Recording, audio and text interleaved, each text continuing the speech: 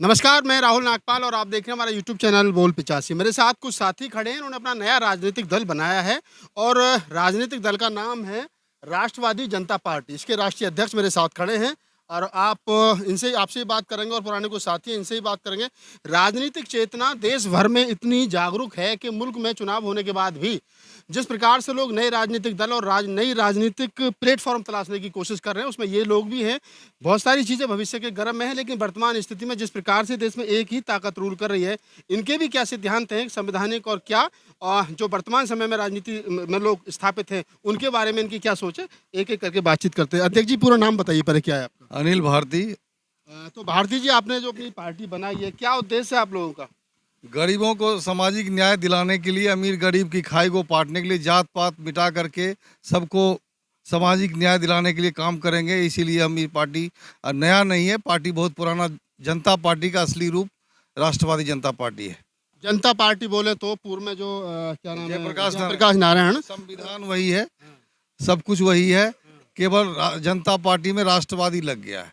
मतलब आप कहीं ना कहीं जो जयप्रकाश नारायण जी उनसे प्रभावित हैं, उन्हीं से प्रभावित, चाहे लालू प्रसाद यादव रहे, मुलायम सिंह यादव रहे, तमाम लोग जो समय जनता दल उसी में से बना, राष्ट्रीय जनता दल उसी में से बना, और चाहे महाराष्ट्र की राजनीति वही जनता पार्टी है, वही जनता पार्टी।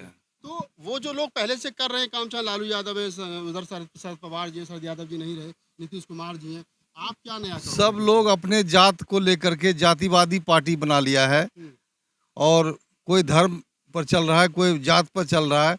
हम सब जात पात मिटाकर सभी को एक करने के लिए, हमारी पार्टी कोई जात पात को नहीं मानता, सबको समान अधिकार देने के लिए पार्टी काम कर रही है। और इसीलिए जयप्रकाश नारायण का असली जो झंडा का हकदार है मैं हूँ।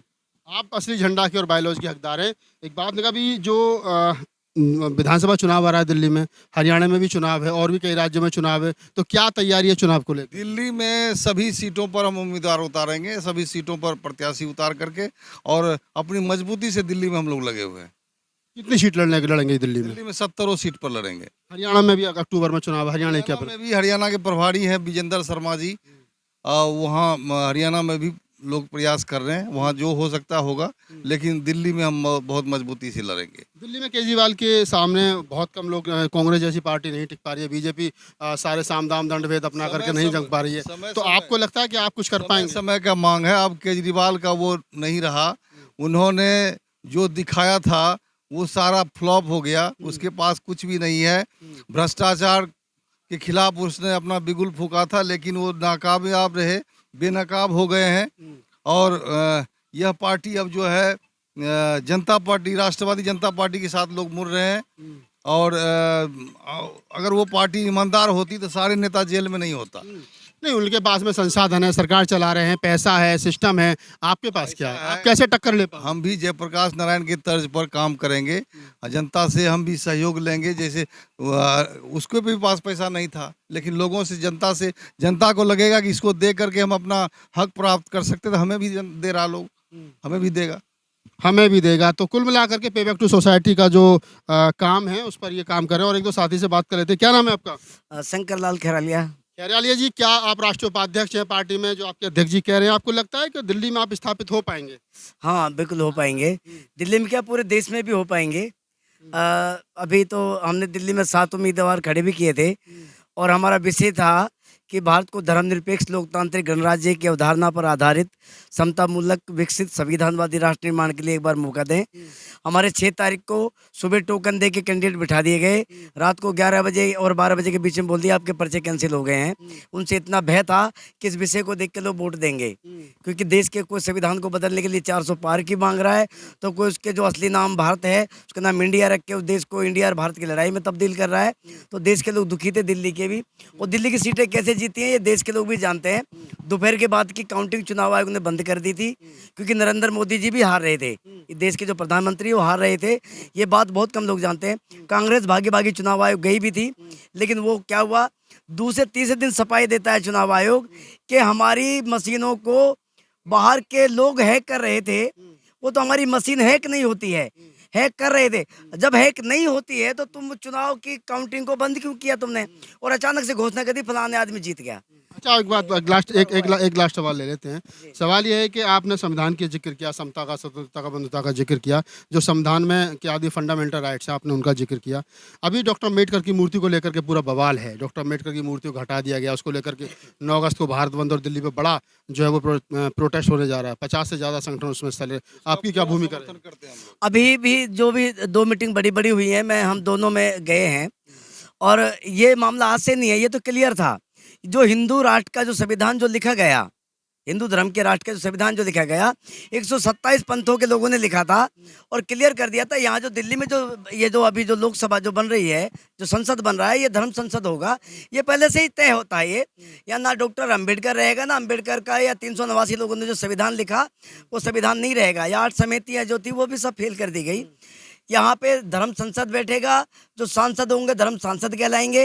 एक आदमी का चुनाव होगा, वो भी धर्म संसद चुनाव करेंगे। 1000 साधु बैठेंगे।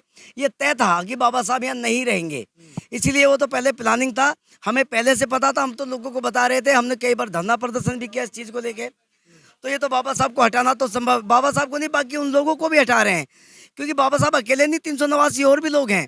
389 और भी लोग हैं। मैं अध्यक्ष जी से सवाल लेते हैं, क्या कहना चाहोगे दिल्ली की जनता से चुनाव को मद्देनजर रखते हुए? दिल्ली की जनता को मैं के कांग्रेस, भाजपा और आम आदमी को आप परख चुके हैं। जयप्रकाश नारायण के मूल्यों और सिद्धांतों पर यह पार्टी है और हम आपको सामाजिक न्याय दिलाने के लिए किस संकल्पित हैं। इसलिए हमें वोट दो। अगर हमें वोट दोगे तो हम आपको ईमानदारी से आपका काम करेंगे। आपका ईमानदारी से काम करेंगे। आप राष्ट्रवादी जनता पार्टी के तमाम पदाधिकारी हैं और बहुत सारे लोग यहाँ पर मौजूद थे और ये दिल्ली का दूसरा कोना है, फरीदाबाद से लगा हुआ। हम भी लोग यहाँ पहुँचे जी। 1 मिनट का संदेश हो रहा है, आप दीजिए। बड़ा भयंकर है इस देश में जो मताधिकार है।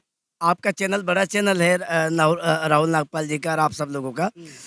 देश में जो मताधिकार जो शब्द है, वो लोकतांत्रिक गणराज्य की अवधारणा पर आधारित एक शब्द है कि देश का जो लोकतांत्रिक गणराज्य बनता कैसे, वो बनता मताधिकार से। यानी जो सोचने की जो बुद्धि है हमारी, उससे हम किसी आदमी को चुनते हैं, लोक सेवक बनाते हैं।